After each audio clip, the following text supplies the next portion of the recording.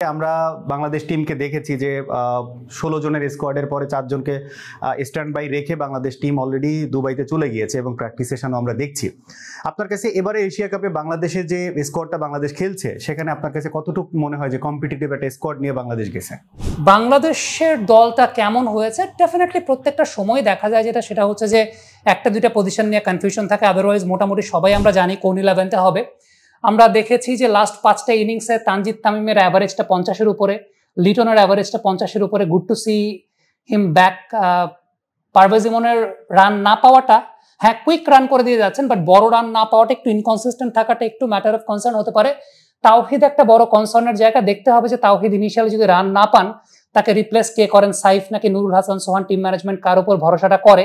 সাইফের bowling একটা handy option হতে পারে, ফিল্ডিংটাও ভালো, সোহানের ব্যাটিং এর এক্সপেরিয়েন্সটা আছে। বাট আমি বলবো জাকের আলী অনেক ব্যাটিং এ বাংলাদেশের প্রাণ ভোমরা, নিউক্লিয়াস অফ বাংলাদেশ ব্যাটিং, সেটা জাকের আলী অনেক। শামীম হোসেন পাটোয়ারের কাছ থেকে কনসিস্টেন্সি দেখতে চাইবো।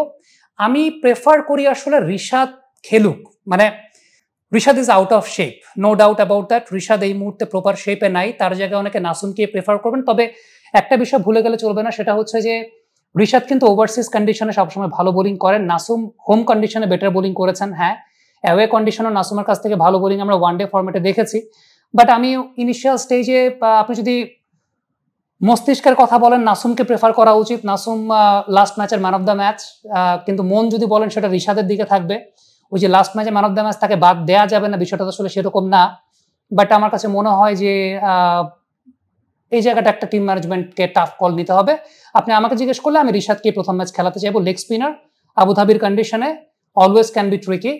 বেস্ট 11-এ আপনি যদি আমাকে বলেন, আমি দুজন বাহাতি পেসার খেলাতে চাইবো, শরীফুল ইসলাম এবং মোস্তাফিজুর রহমান, দুজনকে খেলাতে চাইবো। কারণ আপনি আবুধাবির যদি হাইয়েস্ট উইকেট টেকার্সদের তালিকাটা দেখেন, প্রথম 6 জনের 6 জনই বাহাতি। সো বাহাতি বোলারদের একটা ডমিনেশনের জায়গা আছে। আমার কাছে মনে হয় বাংলাদেশের টিমটা ওভারঅল ভালো। তাসকিন, শরীফুল, মোস্তাফিজ, এই হয়তোবা বেস্ট 11-এ পেস বোলিং থাকবে। অপশনটাও তো আমাদের হাতে আছে, সেই জায়গায় তানজিম সাকিব আছেন, হ্যান্ডি অপশন, সাইফুদ্দিন আছেন আরেকটা হ্যান্ডি অপশন। এখন আপনি কি পেস বোলিং অলরাউন্ডার খেলাবেন নাকি খেলাবেন না, সেটা কন্ডিশনের উপর ডিপেন্ড করবে, টিম ম্যানেজমেন্ট সিদ্ধান্ত নেবে।